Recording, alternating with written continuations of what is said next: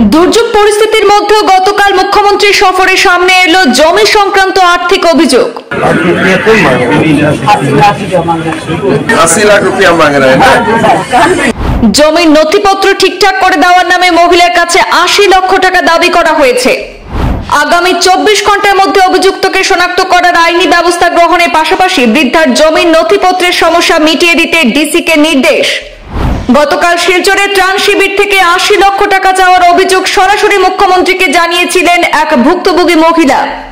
মুখ্যমন্ত্রীর কাছে লিখিত অভিযোগ জানিয়ে হস্তক্ষেপ চাইলে তাৎক্ষণিক কাছাড়ের ডিসিকে ডেকে 24 ঘন্টার মধ্যে ব্যবস্থা গ্রহণের নির্দেশ দিয়েছেন মুখ্যমন্ত্রী ডক্টর হিমন্ত বিশ্ব শর্মা।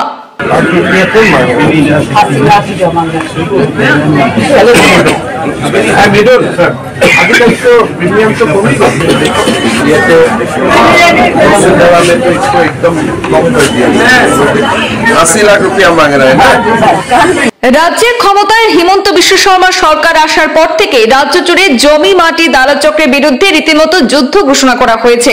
বিগত দিনে ঝাঁকে ঝাঁকে জমি দালালকে জেলে পড়েছিল সরকার, কিন্তু দালালদের বিরুদ্ধে সরকারের হাজারো কঠোরতার মধ্যে এবার বরাক উপত্যকায় শিলচরে জমি সংক্রান্ত ব্যাপারে আর্থিক দাবির উপদ্রবের চাঞ্চল্যকর অভিযোগ কিন্তু প্রকাশ্যে এসেছে, তাও সরাসরি গতকাল মুখ্যমন্ত্রীর বরাক সফরের সময়। দুর্যোগপূর্ণ সময়ে বানভাসীদের খোঁজ নিতে মুখ্যমন্ত্রী ডক্টর হিমন্ত বিশ্ব শর্মা যখন গতকাল শিলচরের একটি আশ্রয় শিবিরে পৌঁছান, আর সেই ত্রাণ শিবিরে এক বৃদ্ধা মুখ্যমন্ত্রীকে কাছে পেয়ে ওনার অভিযোগ জানিয়েছেন। তিনি জানান যে তার জমির নথিপত্র ঠিকঠাক করে দেওয়ার নামে শিলচরের জনৈক এক ব্যক্তি নাকি তার কাছে 80 লক্ষ টাকা চেয়ে বসেছে, এমন অভিযোগ উত্থাপন করেন। মুখ্যমন্ত্রীর হস্তক্ষেপ কামনা করেছেন সেই বৃদ্ধা।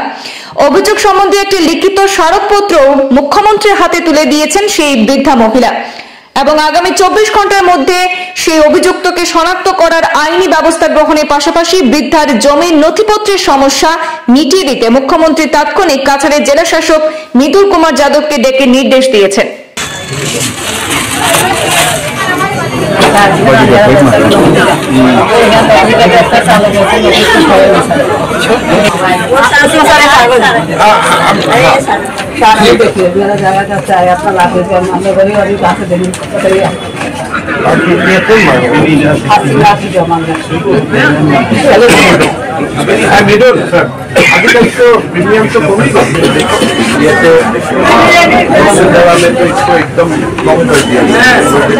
$80 लाख रुपया मांग रहे हैं। कैसे देगा?